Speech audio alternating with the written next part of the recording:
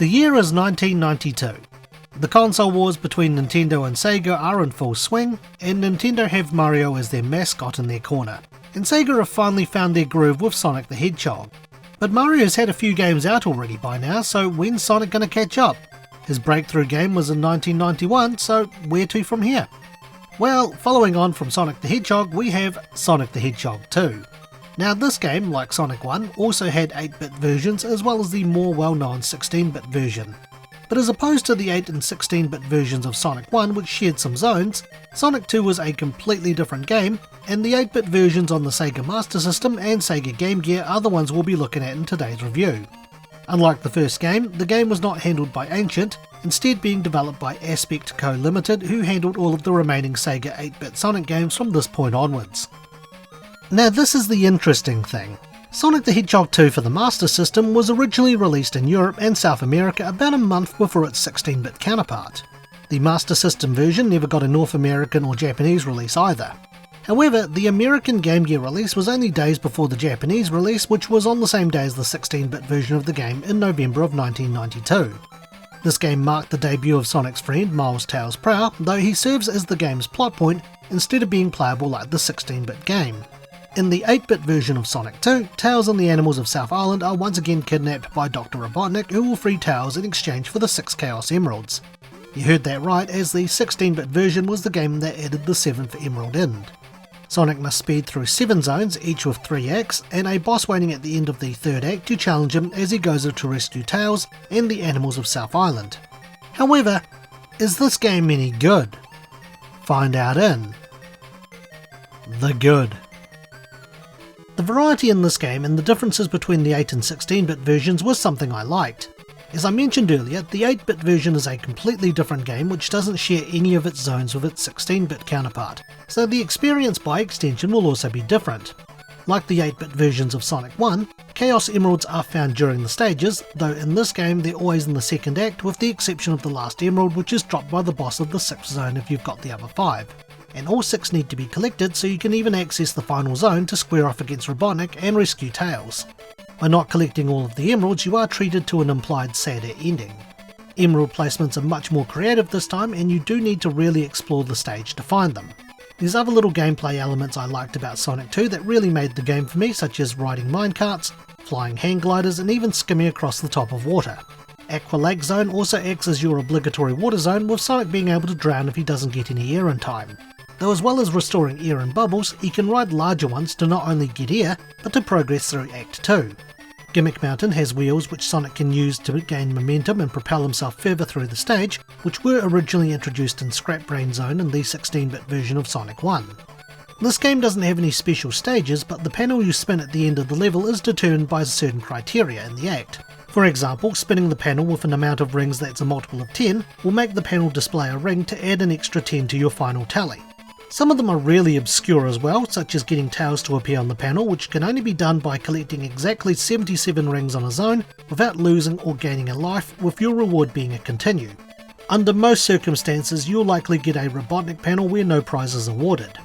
There's other little Easter eggs as well, such as running against an extra life panel in Sky High Zone Act 1 to make some birds appear.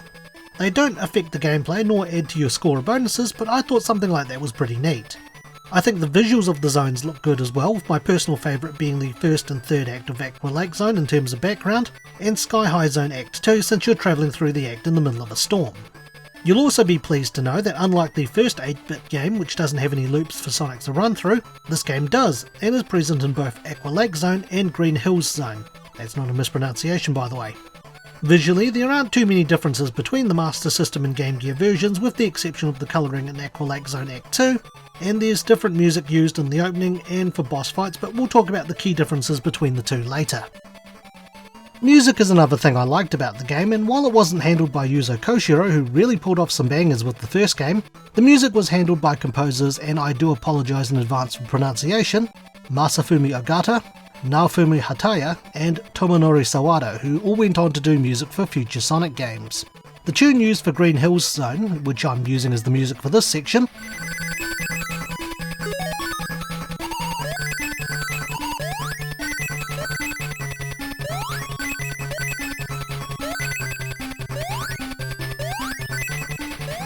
is easily the most well known, as Masafumi Elgato eventually went on to rearrange this tune for Sonic CD as its Japanese and PAL opening theme, Sonic You Can Do Anything, and the tune has been arranged as recently as Team Sonic Racing in 2019.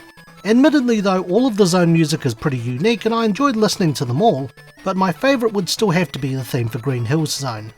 But despite the good things about the game, there are some bad things, so let's talk about those in the bad. The biggest gripe I have with this game is with the Game Gear version. The game is made significantly more difficult due to the screen crunch, and unlike the first game where you had warnings to let you know something was coming up, this game is not as merciful, instead throwing you under the bus with what to expect next. This results in parts of the game being much harder, such as the first zone's boss. The Master System version gave you enough time to see when the bouncing ball was approaching so you could avoid it. The Game Gear has a much shorter window of opportunity and even ramps up the difficulty by adjusting the speed and trajectory of the ball randomly, so you need to be even faster on reflexes. The game is quite generous with lives, and you'll certainly need them, as places like Green Hills Zone have sections which even in the Master System version requires you to believe in blind jumps and hope you don't land on spikes.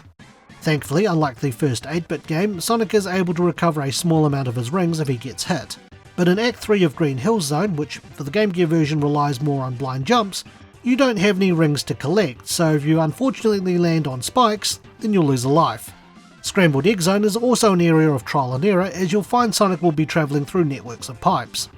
Unless you know the path ahead, you may end up in a pit of spikes, and there are areas in the game where one false move means you have no choice but to lose a life. The Game Gear version, particularly in Act 2 of Scrambled Egg Zone, have bomb enemies returning from Sonic 1, which when detonated will explode into 4 projectiles. If they go off screen too early, they'll respawn when you try to jump back onto the platform they are on, requiring you to dodge them again, and risk having them respawn again if you aren't careful. Collecting the Chaos Emeralds in Sky High Zone Act 2 is much more difficult on the Game Gear due to how the hang glider works in the game. With the Master System version, if Sonic reaches the very top of the screen on the hang glider, he can chill up there until he can get far enough to get the emerald. But touching the top of the screen in the Game Gear version will lead to Sonic losing the hang glider. There are also hidden springs in the cloud during that act, but since they look like every other cloud in the game, you have to rely on whether there's any rings in a row vertically from them to know which ones are springs. The game also does not feature a checkpoint system at all, so if you die at any point during an act, it's back to the start of it for you. Other than that, there's nothing else for me to really complain about, so let's wrap things up with the opinion. The 8-bit versions of Sonic the Hedgehog 2 is definitely a much more challenging game than the 8-bit version of Sonic the Hedgehog, and the variety, whether it comes down to the visuals in the different zones, or gameplay mechanics available throughout the game, or the game's music, really makes it stand out, though I personally like Yuzo Koshiro's music a bit more. The game is let down mostly by the difficulty that is the Game Gear version due to screen crunch, relying on blind jumps, and trial and error even if you're familiar with the game.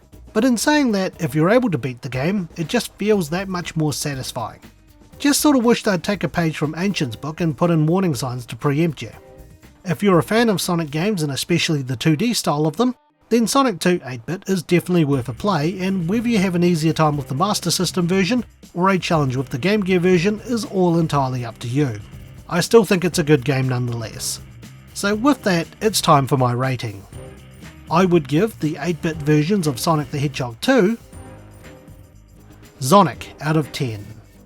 Thanks for watching and stay tuned for the next Infinite Backlog review. If you enjoyed today's review, feel free to check out some of our other videos and subscribe for more. You can also follow us on Twitter, Instagram and our Facebook page. Once again, thank you for watching.